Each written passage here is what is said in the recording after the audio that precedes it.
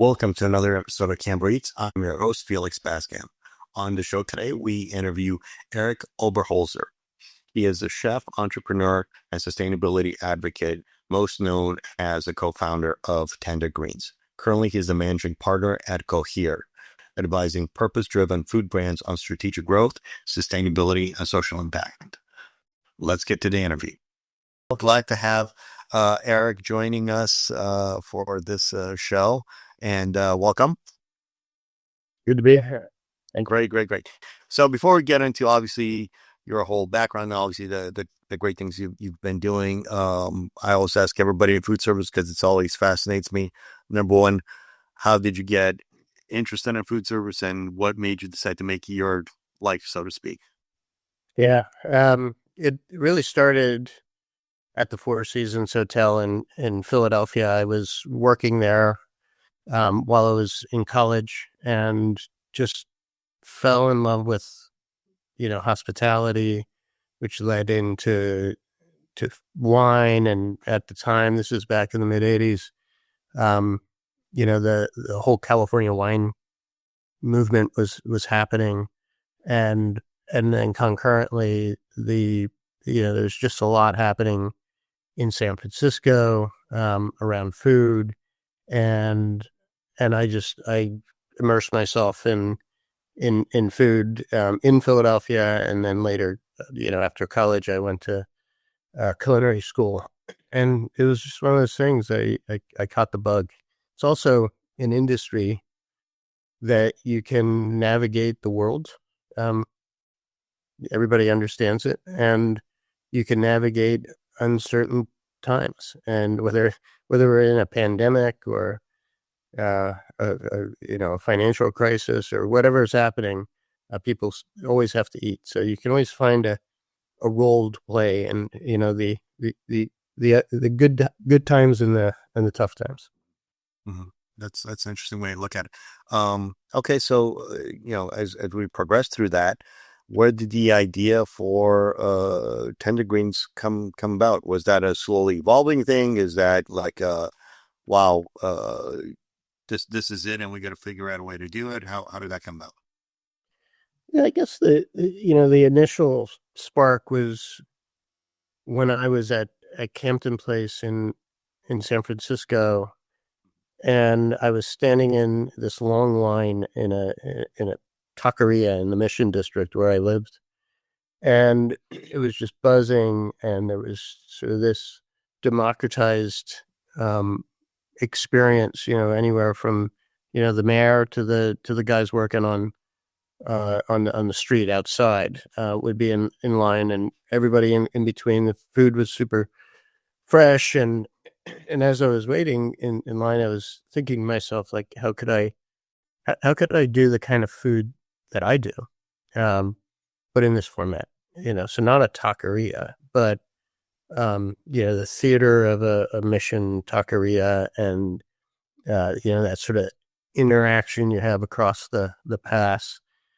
So years later, when I was at Shutters on the Beach in Santa Monica as a chef, and started to look at the gaps in the market in LA, I came back to this idea, and it was sort of a simple concept to bring good food, really healthy, fresh food to a lot of people at a price point that they could all absorb, and a service model that was fast for those who wanted to rush on, and then for those who wanted to stay and have a glass of rosé or whatever, we built the restaurants to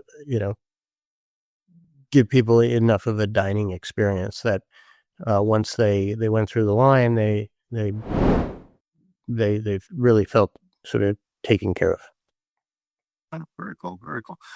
And as that expanded, or as you thought about expansion, how did you think about keeping? Because the reason I ask about I'm going to get to the focus on quality and making sure everything is obviously carries over from one location to the other. How did you deal with that, or what things did you kind of put in place to make sure that that took place there? Because again, a lot of folks I talked to, they said that's the biggest thing as they go from even one location to two. How did you guys manage that? Well, I mean, we made the food simple, the concept relatively simple. And then as we opened new stores, I brought in chefs who had worked for me in the past. So I had a pretty good network, a deep bench of talent, all of whom were ready to get out of, the 14-hour days that they were working and do something that was a little different. And we knew that they were good chefs. We knew that they were good leaders. But what every chef, ultimately wants to do is become his or her own boss. So we promised to develop these chefs into entrepreneurs and gave them a fraction of the action, and gave them enough creative freedom to stay excited, but also, standard recipes and supply chain that kept it consistent. And when you have talented chefs in the details every day, then you can scale with that talent, and that's what we did. Very good.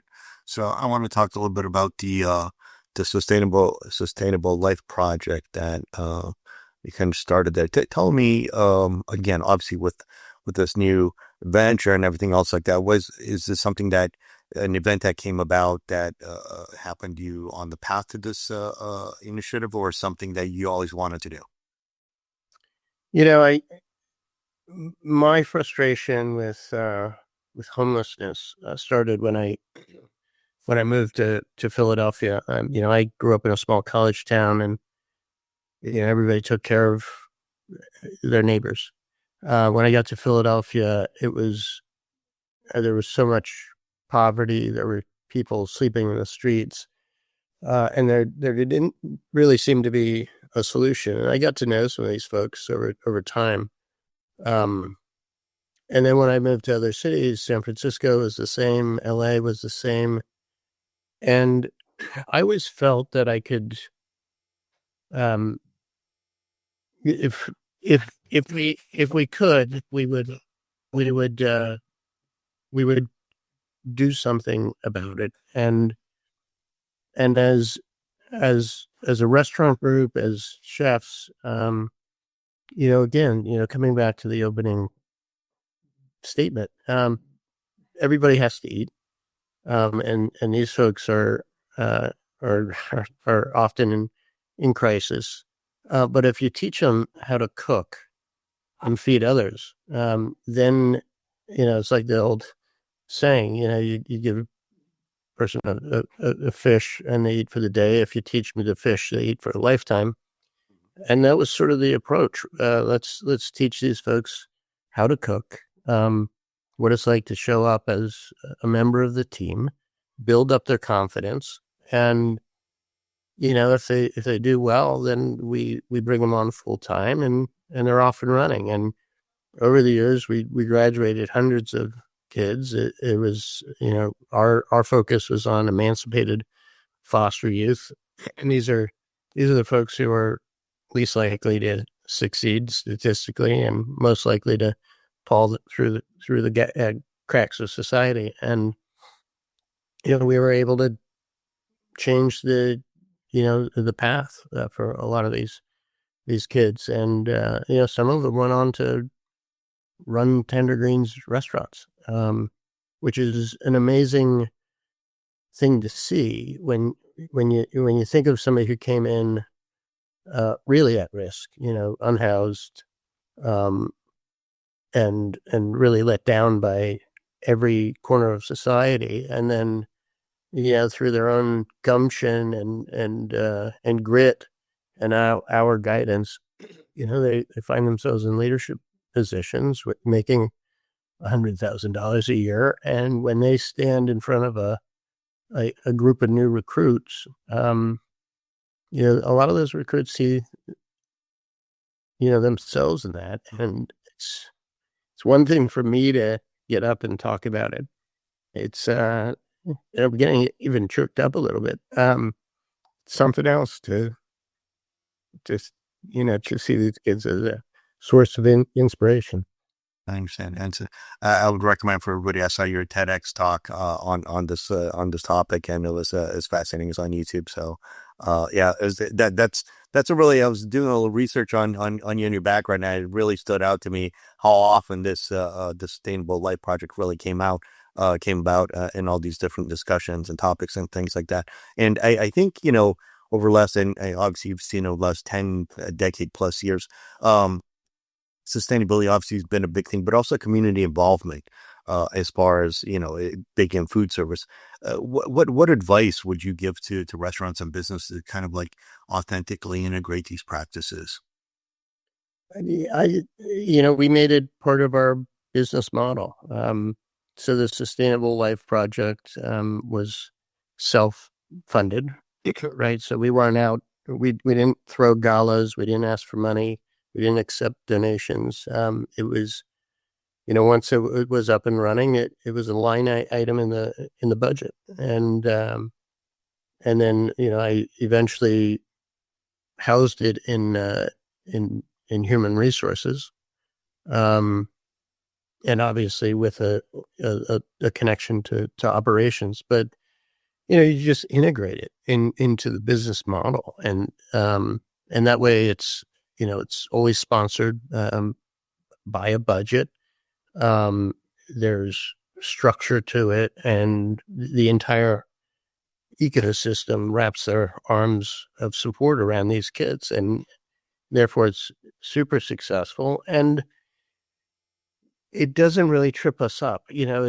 We're just doing what we already do. We're just doing it a little differently for these folks. And that would be my recommendation. Like, don't stop what you're doing and go clean up the beach, or do a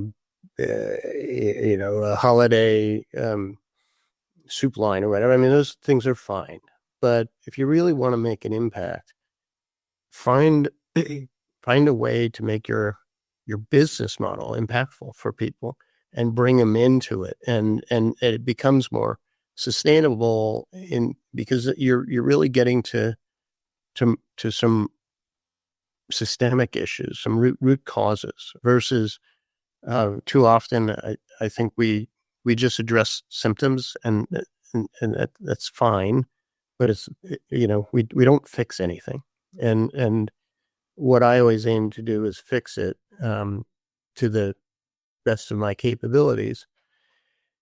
And the other thing is about with self-funding, you can be very centered on the mission, and organizationally agnostic, meaning we can work with anybody. We're not competing for funding dollars or attention or clients or whatever.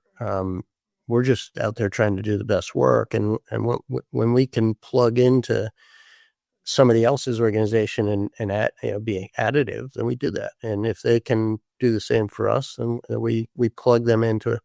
Yeah. So my advice to others is to find a way where your business model can create systemic change for folks you want to help. And jobs is a great way, job training, but it's more than just a paycheck and work. It's the family and the culture of whether it's an office or a restaurant or whatever it might be. I think that's what was really powerful, was that these kids in our case, who really felt like they were on the fringe and they were let down by everybody, were embraced and cared for and held accountable too. So it wasn't just like a handout. It wasn't just something like you said once a year and so nice to do. It helps if you truly make it part of your business. Yeah, it doesn't feel like a appendage, so to speak, or something that you do from time to time. Yeah, and that's why we call it the Sustainable Life Project.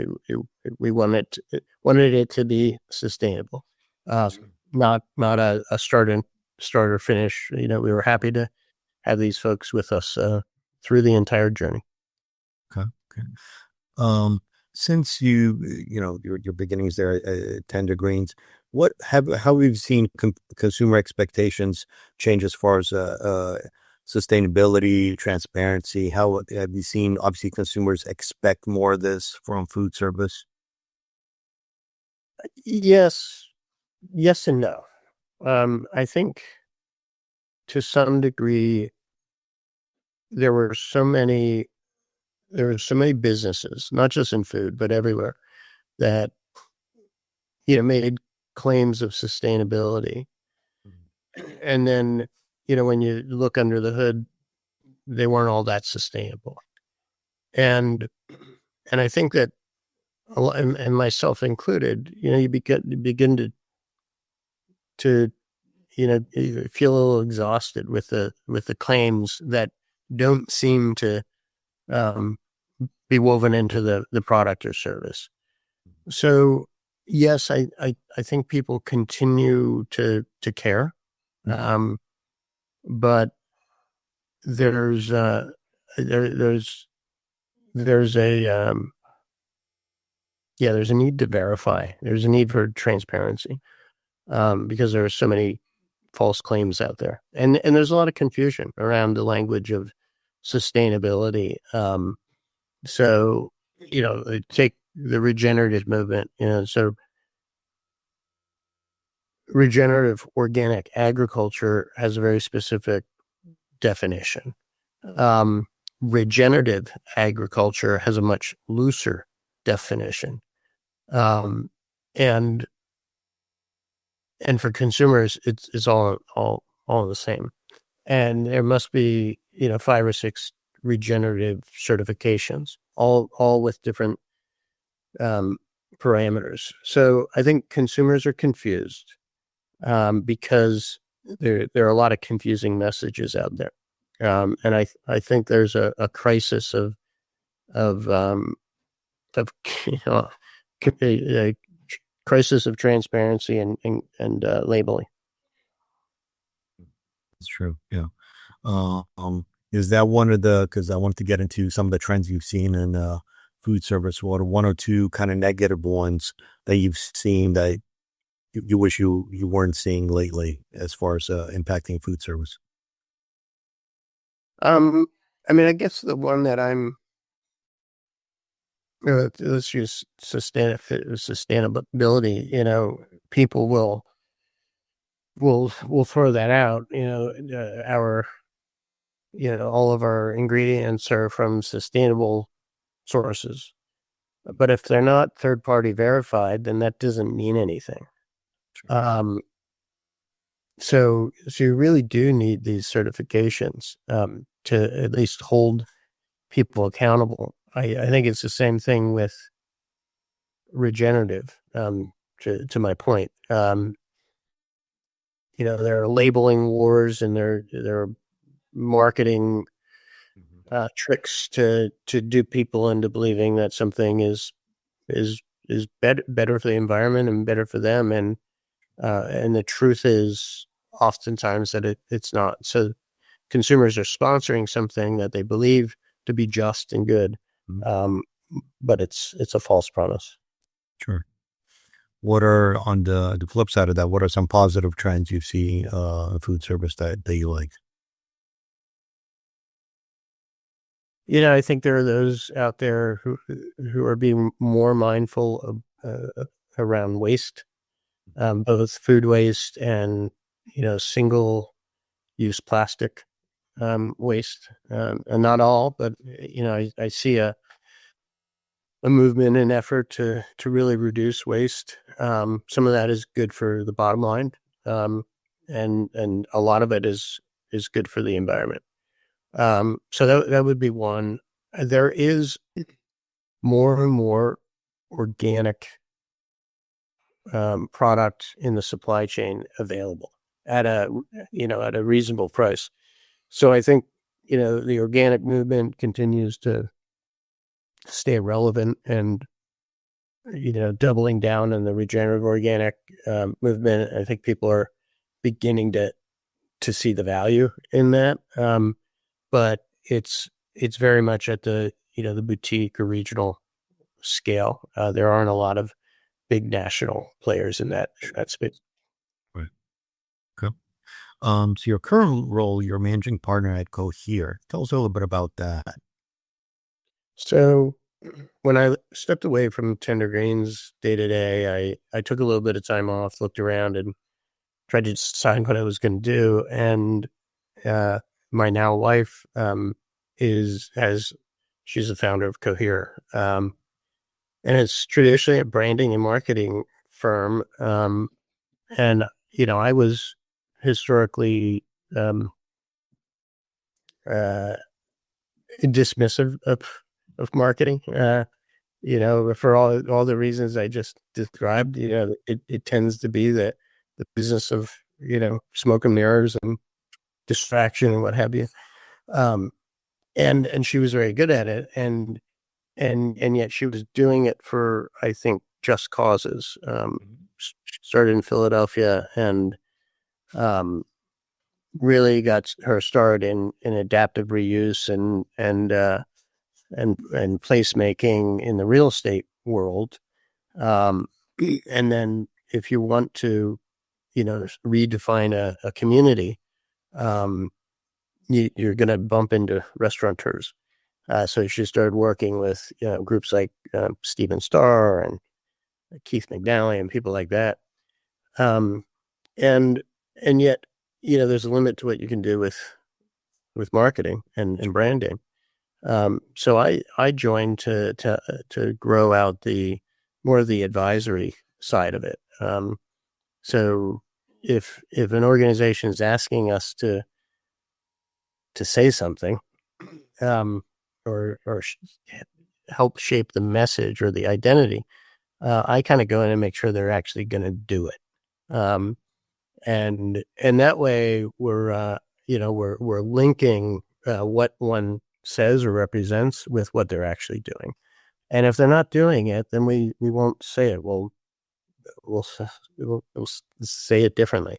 Right. So it's been a great journey because it's put some muscle on me that I didn't have, and I've been able to add a lot of value to the agency to deepen its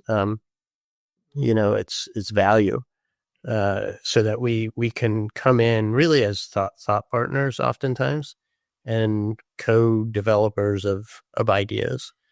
So we're often now brought in really at the concept phase, and will serve almost as a fractional entrepreneur or fractional founder. And for those businesses, those ideas and those founders that we really truly believe in, oftentimes will take a little equity uh, to stay with them through the whole journey. Okay. Any interesting brands you've worked with that you want to talk about?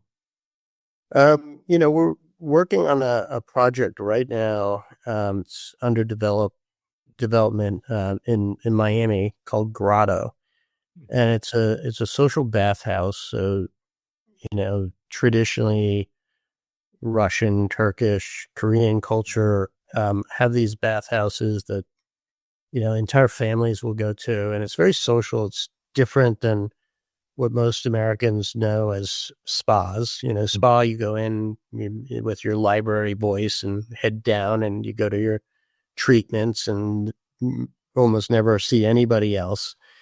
So that's a decidedly private experience. But a social bathhouse has all the features of a spa, but the whole idea is to go in and hang out and socialize. And we have a food and beverage component with functional beverages and really delicious mezes. So we draw from a little bit of Turkish food culture and Russian food culture, particularly with the caviar. Um, and the invitation in the setting is one that we would want people to come in and spend some time there. While kind of like with tender greens, it's comfortable enough to stay, but if you want to come in and just do a cold plunge and go, you can do that too. That's cool. That's cool. That's very interesting. Very fascinating. Okay. Last question I got to ask you. What is your favorite menu item at Tender Greens? You have one. You have a favorite. I guess the one that I miss the most is probably the chipotle chicken salad.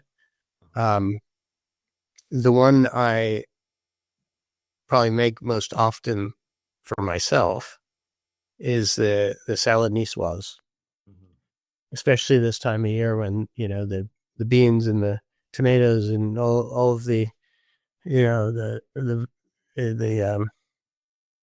the great summer vegetables are in season. I eat that a lot. But yeah, the chipotle chicken salad was always just the craveable salad for me. The profile. Yeah, that's good. I got to confess, I went there yesterday. I had the fried chicken again. Oh, nice. It is awesome. I do have a coworker that she said she made me promise to ask you if you have any pole left over there to ask him to bring back the Chinese chicken salad. Yeah. I'll see what I can do. Well, thank you. Thank you for your time, Erik. I really appreciate it. And yeah, can't wait to keep reading and seeing all the cool stuff you have coming up. I really appreciate your time. Oh, my pleasure. Thank you for joining us. Till next time, stay hungry.